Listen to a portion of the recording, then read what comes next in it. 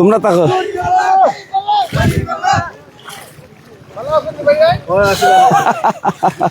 কি কষ্ট আল্লাহ রে। বাড়ি পাই তোমরা হ্যাঁ শালিরগাঁও। আল্লাহ তোমরা আমরা সাপোর্ট করো না। আল্লাহ বিরাট ব্যাপার। ভিডিও দেখি আমরা ইউটিউবে ভিডিও দেখো।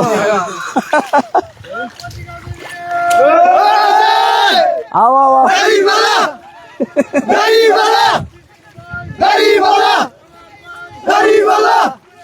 আও। আমি দাঁড়িয়ে আছি এখন কুলুঞ্জ ইউনিয়নের শালিরগাঁওয়ের সামনে। একটা ছোট্ট কর্মকাণ্ড চলছে এখানে। আমাদের কৃষক ভাইয়েরা ধান রোপণ করতেছেন। ধান রোপণ করার সর্বশেষ পর্যায়ে, আর কয়েকদিনের মধ্যেই ধান রোপণ করা শেষ হয়ে যাবে। এই ভাইদের বাড়ি এই শালিরগাঁও বিভিন্ন বাড়িতে।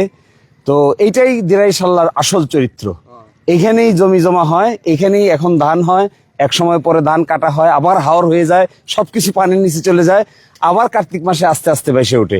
তো এই জীবন চরিত্রের মধ্যেই আমাদের জীবন। আমরা এদেরকে নিয়ে বসবাস করি। এদের জীবনের উন্নতি করাই হলো আমাদের মূল উদ্দেশ্য। এদেরকে যদি ভালো করে কাজ শিখিয়ে বিভিন্ন জায়গায় কর্মকাণ্ড করা যায়, তাহলে এখানকার অর্থনীতিতে বড় ধরনের পরিবর্তন আনা সম্ভব। দেখুন কত কষ্ট করে সনাতনী কায়দায় তারা কৃষিকাজ করে। তো তাদেরকে আমি আমার অন্তরের অন্তঃস্থল থেকে ধন্যবাদ জানাই। তারা আমাদেরকে দেখে উচ্ছ্বাস প্রকাশ করেছেন, আবেগ প্রকাশ করেছেন। আমি মনে করি এই দিরাই এবং সাল্লার এই হাওর অঞ্চলের মধ্যে যদি পরিবর্তন আনতে হয়, তাহলে এখানে শিল্প ইন্ডাস্ট্রি গড়ে তুলতে হবে। এদের হাতে কাজ তুলে দিতে হবে। বাড়িতে বসে যেন তারা কাজ পায় এর ব্যবস্থা করে দিতে হবে।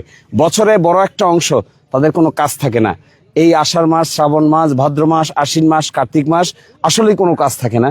শুধু বাড়িতে বসে সময় নষ্ট করা ছাড়া আর কিছুই না। তা আমার এই ভাইদেরকে, এই বন্ধুদেরকে সাথে নিয়ে আমরা গড়ে তুলতে চাই দিরাই সাল্লাকে। আমি আশা করব সকলে মিলে আমরা একসাথে হব। এখানে দল মতের প্রশ্ন না, প্রশ্ন হলো আমাদের মাতৃভূমিকে ঠিক করার। এখানে কে কোন দল, কে কোন মত, এটাই আসল কথা নয়। আসল কথা হলো সকলে মিলে আমরা যদি এটাকে ঠিক করতে পারি, তাহলে এর সুবিধা নারী পাবে, পুরুষ পাবে, কৃষক পাবে, সকলেই পাবে। তা আমি আমার এই ভাইদেরকে আজকে উদ্দেশ্য করে এতটুকু বলে যাব যে চলেন আমরা সবাই একমত হই, একসাথে হই, তারপরে গড়ে তুলি আমাদের নতুন মাতৃভূমি।